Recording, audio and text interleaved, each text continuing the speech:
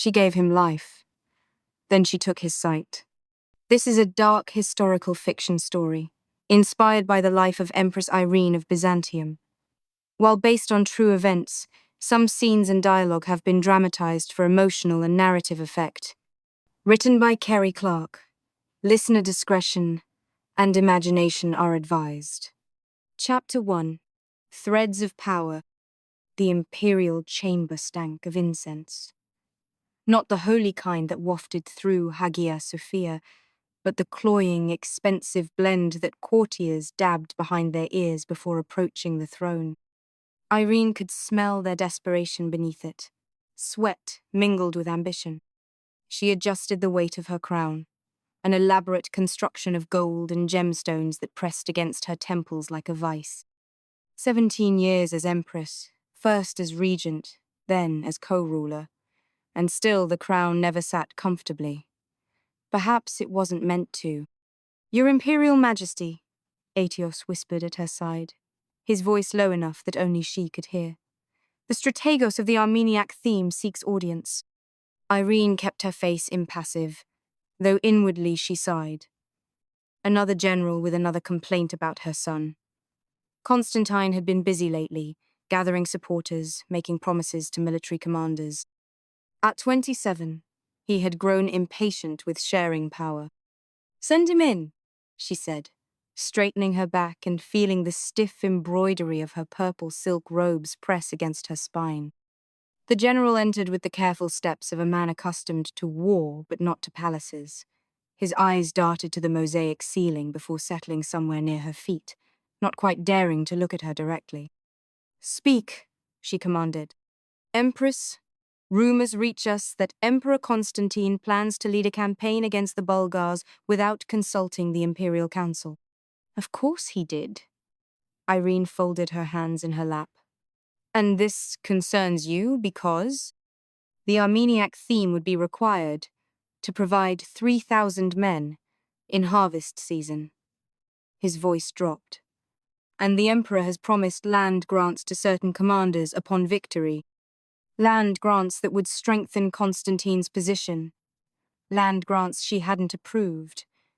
The old familiar heat of anger kindled beneath her breastbone, but her face remained serene, her voice measured. "Your loyalty is noted, strategos. The Imperial Treasury will compensate your theme for any harvesting delays." She paused. "You may go." As the general bowed and retreated, Aetios leaned closer. "That makes 5 military leaders warning of the Emperor's independent actions this week alone." "My son grows bold," she murmured. The words tasted bitter. She remembered Constantine as an infant, born in the sacred PORPHYRY chamber that gave him his title, Porphyrogenitos, born in the purple. How she had marveled at his tiny fingers, his unfocused eyes.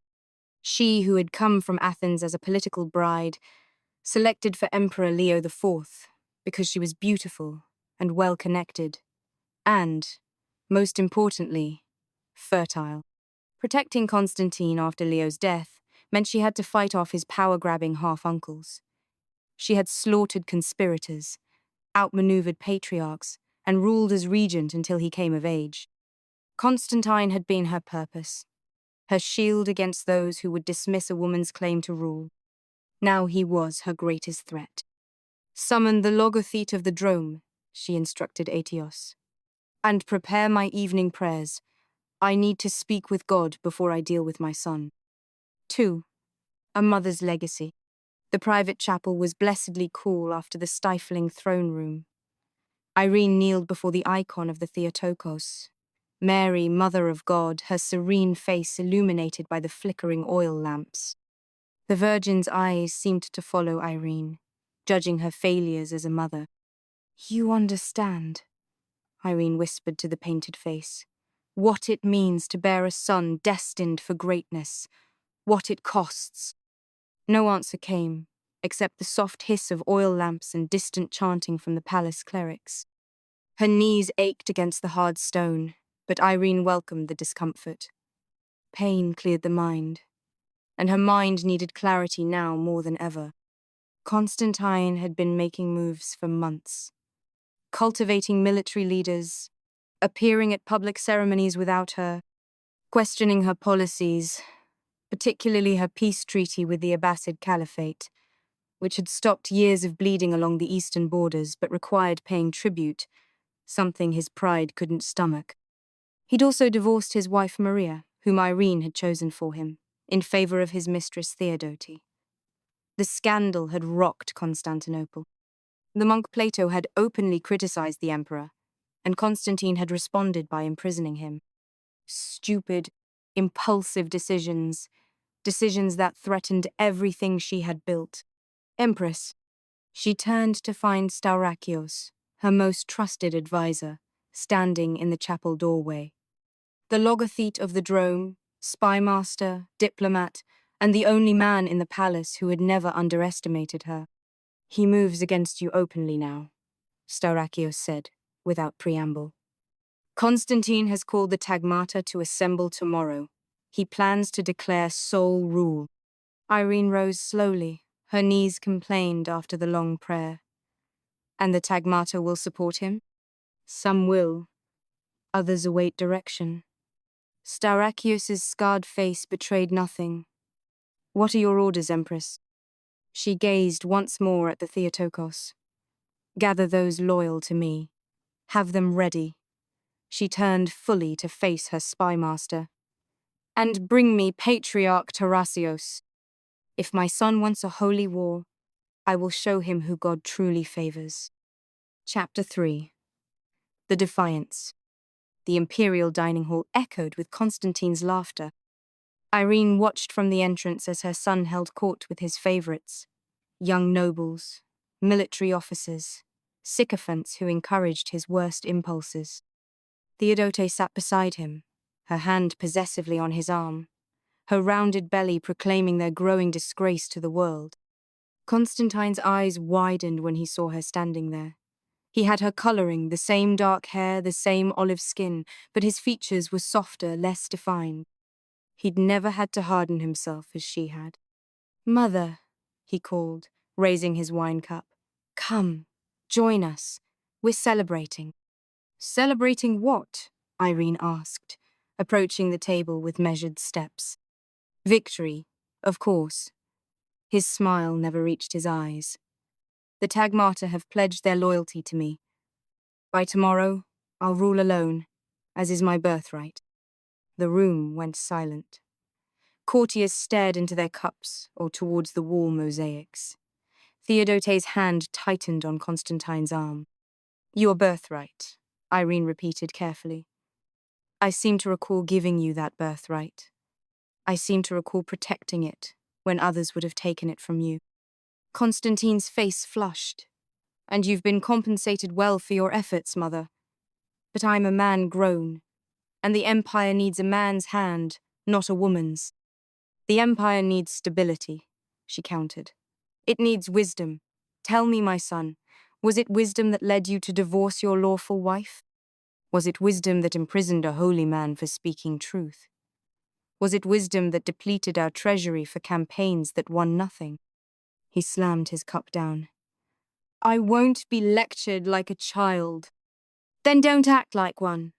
Irene's voice remained calm, though inside she felt something breaking, the last fragile thread that had connected her to maternal love. The Patriarch awaits you in the Chrysotriklinos. He wishes to discuss your situation. Before matters deteriorate further, Constantine's eyes narrowed. What have you done? I've done what any empress would do when faced with rebellion. I've secured my throne. She turned to leave, then paused. You should know that the Armeniac and Anatolikon themes remain loyal to me. Your celebration is premature. She left him sputtering, arguments dying on his lips. In the corridor, Aetios waited. Is it done? She asked. The eunuch nodded. The palace guard has been changed. Those loyal to Constantine have been reassigned to distant posts. And his inner circle? Being watched. We can move against them whenever you command. Irene exhaled slowly. Not yet. First we see if my son possesses any wisdom at all. Chapter 4.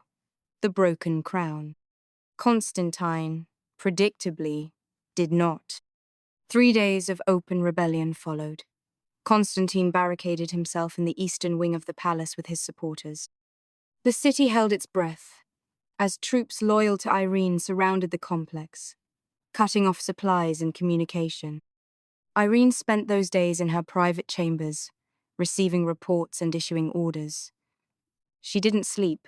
Food remained untouched on silver platters. She prayed, not to the Theotokos now, but to Christ Pantocrator, Christ the All-Powerful. She needed his strength, his certainty. He's requesting terms, Staurakios announced on the 4th morning. He offers to rule jointly with you as before. Irene went to her window, staring out at the glittering waters of the Bosphorus. Ships moved like toys in the distance, carrying spices and silk and rumors to distant lands. What were they saying about Constantinople now? That it was ruled by a mother and son tearing each other apart. No, she said finally. He surrenders completely, or not at all. By sunset, Constantine had surrendered. Not out of wisdom, but because his supporters were deserting him as food ran low and imperial gold was offered to those who changed sides. They brought him to her in chains. The great hall was filled with senators, military commanders, and church officials, all witnesses to Constantine's humiliation. He kneeled before her throne, head bowed, Theodote nowhere to be seen. "Look at me," Irene commanded. He raised his head. His face was haggard, eyes bloodshot. He'd been crying. "Do you renounce your claim to rule solely?" she asked. "I do," he said, voice hollow. "Do you acknowledge me as senior emperor, with full authority over all imperial matters?" "I do." Irene stood, her purple robes falling around her like shadows. "Then rise, Constantine, co-emperor by my grace. But know this, you will be watched. You will make no decisions without my approval. You will appear in public only when I command it." She turned to the assembled court. "Let it be known throughout the empire that Constantine VI has attempted rebellion against the imperial throne and has been forgiven by the mercy of Empress Irene. He retains his title but surrenders all authority until such time as I deem him worthy." The court bowed in acknowledgement. Constantine remained kneeling, broken. Irene returned to her chambers, accompanied only by Staurakios. "Will you keep him as co-emperor?" the logothete asked once they were alone. "For now," she replied. "But he will never rule alone. Not after this." "He will try again," Staurakios warned. "His supporters may be cowed, but they are not eliminated, and there are many who believe a woman cannot rule." Irene touched the icon on her wall. Not the Virgin now, but Saint Helena, mother of Constantine the Great, finder of the true cross, another strong woman who had guided an empire from the shadows. "Then we must give them no opportunity," she said softly. "Confine him to the palace. Remove his supporters from positions of influence, and," she hesitated, "watch for a sign from God. He will show us what must be done." Chapter 5. The Shadow of Prophecy. The sign came in the form of an eclipse. 6 months had passed since Constantine's failed rebellion. 6 months of uneasy peace, of Constantine sulking in his reduced position, of courtiers carefully shifting loyalties back and forth. Irene sat in her garden, watching the moon slowly consume the sun, turning day to eerie twilight. Birds fell silent. The air grew cold. "An ill omen," Patriarch Tarasios said beside her. The old man had been her ally in religious matters, supporting her restoration of icon veneration against the iconoclasts who had preceded her. "For whom?" she asked. "That depends on who has God's favor," he replied carefully. Irene nodded. "Tell me, Patriarch, what does Scripture say about a son who raises his hand against his mother?" Tarasios looked uncomfortable. "The commandment is clear. Honor thy father and mother." "And the punishment for breaking that commandment?" "In ancient times, death," he admitted. "But Christ teaches forgiveness. Does he? Irene's eyes remained fixed on the darkened sun. I seem to recall he also said he came not to bring peace, but a sword. Reports had been reaching her for weeks. Constantine, though confined, was sending messages to military leaders. He had supporters smuggling letters from the palace. He was planning another move against her. What would you have me do, Tarasius? She asked. Allow him to tear the empire apart with civil war. Let him undo all we've accomplished in restoring true faith. Or should I act as empress and protect what God has entrusted to me? The patriarch was silent for a long moment. There are precedents, he said finally. When an emperor is found unfit to rule, speak plainly. Blinding. The word fell from his lips like a stone. It would render him ineligible for the throne without taking his life. Irene closed her eyes. She had known this was coming, had perhaps been moving toward it from the moment Constantine first challenged her, but hearing it spoken aloud still cut like a knife. It would be merciful, Tarasios continued, his voice low. More merciful than execution. He would live, could even enter a monastery, find peace in God's service. The eclipse reached totality. The garden was dark as night at midday. A chill wind stirred Irene's robes. Arrange it, she said softly. But he must not know it comes from me. The records will show it was the act of overzealous supporters, protecting the empire from his ambitions. The patriarch bowed his head. As you command, Empress. As the moon released the sun, allowing light to return gradually to the world, Irene felt a strange calm settle over her. This was the price of power. This was what it meant to rule. She would save the empire, even from her own blood. Chapter 6. The Porphyry Chamber. The deed was done on August 19, 797. Irene chose the location deliberately, the Porphyry Chamber, where Constantine had been born, where only rightful heirs to the Byzantine throne entered the world. It seemed fitting that his imperial identity should end where it began. She did not witness it herself. That would have been too much, even for her. Instead, she prayed in her chapel, surrounded by flickering candles and the scent of myrrh, while men she had selected carried out her will. They came for Constantine at dawn. He had been drugged the night before, wine laced with a sedative from the imperial pharmacopoeia. Even so, they said he fought when he realized what was happening. That he called for his mother, believing she would save him. The procedure was quick. Iron tongs heated until they glowed, applied to the eyes until the orbs burst and shriveled. A common enough punishment in Byzantium for political enemies, for failed usurpers, for threats to imperial stability. Aetios delivered the news, his voice carefully neutral. It is done, Empress. The physicians say he will live, though the fever must pass first. Irene nodded, her face a mask. Where is he now? In the monastery of Saints Sergius and Bacchus. He's under guard, but treated with dignity befitting his birth. And what do they say in the city? That justice has been served, that a rebellious son has been punished according to ancient law. Aetios hesitated. Some whisper it was excessive, but most understand the necessities of imperial security. Good. Irene rose from her prayer bench. Prepare the great palace for an imperial proclamation. Tomorrow, I will address the Senate and church leaders as sole ruler of the Roman Empire. Aetios bowed. Empress, there is one more thing. The new title you requested for official documents. Yes? The grammatists have prepared it. You will be styled Irene, Emperor of the Romans, not Empress, as you commanded.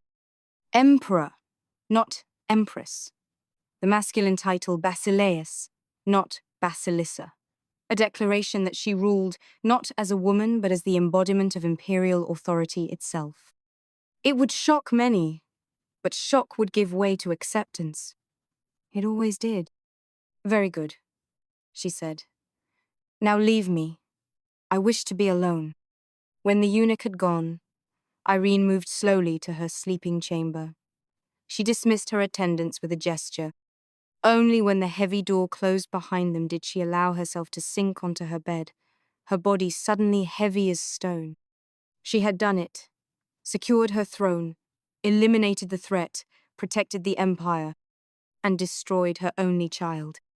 A single sob escaped her, quickly stifled. She pressed her hand to her mouth, feeling the cool metal of her imperial rings against her skin. Tears would accomplish nothing. Regret was a luxury emperors could not afford. Instead, she reached for a small wooden chest beside her bed. Inside lay keepsakes from Constantine's childhood, a lock of dark hair, a tiny shoe, a drawing he had made of the two of them standing beneath a cross. She touched each item gently, then closed the chest and locked it. Some things were best kept hidden, even from herself. Chapter 7. BASILEUS Romanon. Irene, faithful emperor of the Romans, crowned by God. The herald's voice echoed through the Hagia Sophia as Irene processed down the central aisle, surrounded by her imperial guard. The vast cathedral was filled with senators, nobles, foreign dignitaries, and church officials. Light streamed through high windows, catching the gold mosaics and making them shimmer like living things. She wore the full imperial regalia, the heavy purple chlamys embroidered with gold, the red boots that only the emperor could wear, and the crown studded with pearls and sapphires. Her face was painted white according to imperial custom, her eyes lined with kohl, her lips stained red.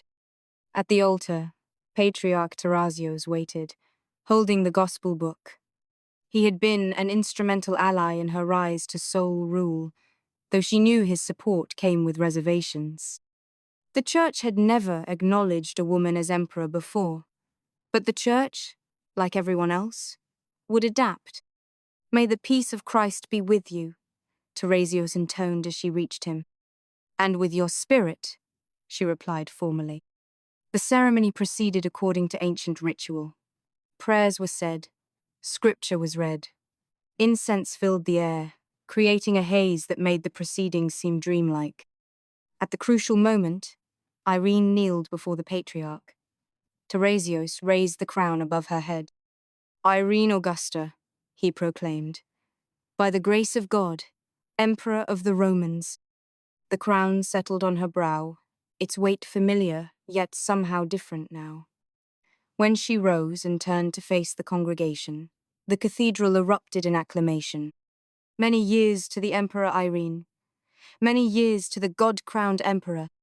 She processed out beneath the great dome, past the icons she had restored to their rightful place after decades of iconoclasm.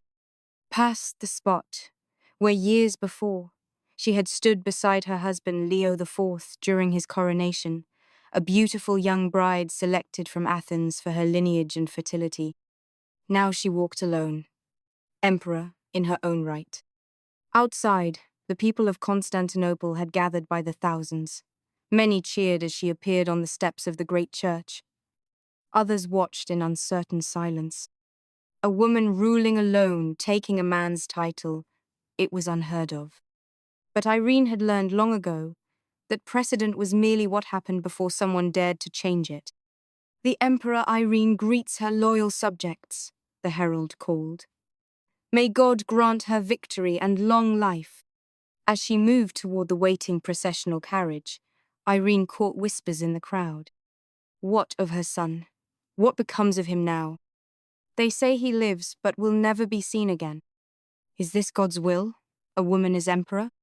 Let them whisper, Irene thought.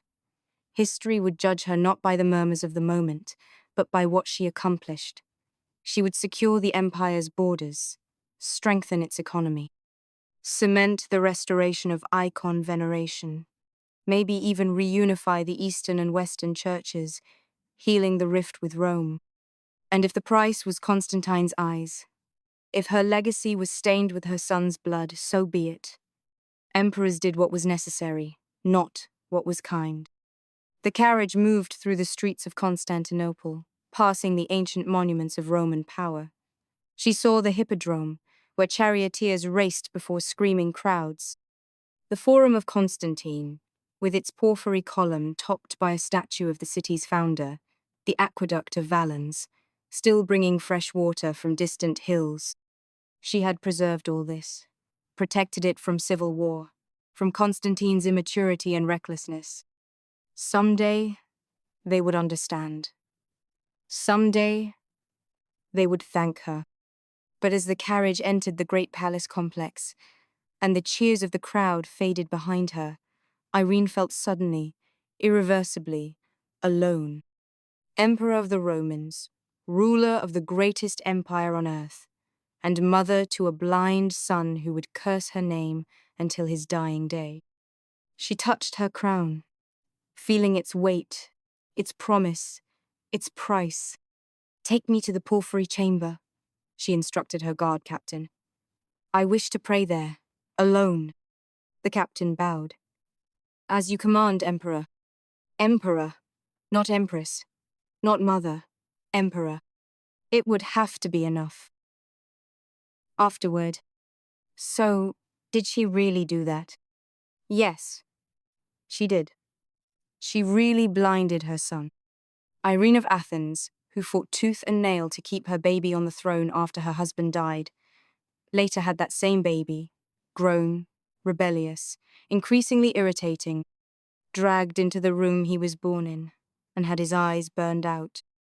Welcome to Byzantium. The family drama makes Game of Thrones look like group therapy. Now, for the record, most of what you just read is based on real events. The power struggle between Irene and Constantine VI happened exactly like that. Give or take a few dramatic flourishes. They did co-rule. He did try to edge her out. And she absolutely responded with the political equivalent of, "Oh, you think you can do better? Try it blind." She didn't even flinch. Okay, she might have flinched. History didn't record that part. But what we do know is this. In 797 AD, Constantine was forcibly removed from power and blinded, possibly in the same chamber where he'd been born in the purple. Shortly afterward, Irene declared herself as emperor, and she became the first woman in Roman history to rule alone with the full title. Now, let's talk embellishments. Did she really kneel in front of icons whispering about Mary's suffering? Probably not in those exact words, but Irene was famously pious. She restored icon veneration after decades of iconoclasm. She filled the palace with saints and candles and holy men when she wasn't busy neutralizing military threats or silencing critics. That is... And the eclipse? Oh yes, that really happened. Right around the time of her final power grab, people in Constantinople would have looked up, seen the sun go dark, and immediately panicked. A perfect backdrop for a mother emperor's moral eclipse, don't you think? The moments in private, the little childhood keepsake box, the drawing, the late-night regrets, those are imagined. But tell me they don't feel true. She wasn't a monster. She was just someone who valued power over sentiment, like many rulers before her, and a whole lot after. As for poor Constantine, he disappeared into a monastery. No official death date, no grand funeral, just a sad, eyeless footnote. History is full of these women who are painted as villains for doing what male rulers did all the time. Irene's just one of the few who took the crown and the moral ambiguity and didn't apologize for either. At least she didn't put two little boys in a tower and murder them. I'm giving you side-eye Richard III. So, yes, she really did it. And the empire carried on. Because sometimes, saving a crown means breaking a bloodline. Sleep tight. Disclaimer. Empress Edition. This story is for entertainment purposes only. Results may vary depending on your proximity to the Byzantine throne. Side effects may include unexpected urges to consolidate power, chronic crown, induced migraines, loss of maternal instinct, political paranoia, religious justification for morally dubious decisions, and spontaneous declarations of sole rule. Do not attempt to blind your enemies without consulting a licensed patriarch. Use of excessive imperial authority may lead to civil unrest, excommunication, or irreversible reputation damage. If you experience visions of St. Helena while plotting a coup, seek divine or professional guidance immediately. Not recommended for readers with unresolved parental issues, strong feelings about eye health, or allegiance to co-emperors. May cause historical side effects such as rage, admiration for ruthless competence, and reconsideration of what counts as a family dispute. This text does not constitute legal advice, moral instruction, or a valid claim to the Roman Empire. Please rule responsibly. If betrayal, bloodlines, and blinding truths are your thing, don't forget to like, subscribe, and follow for more stories history tried to bury.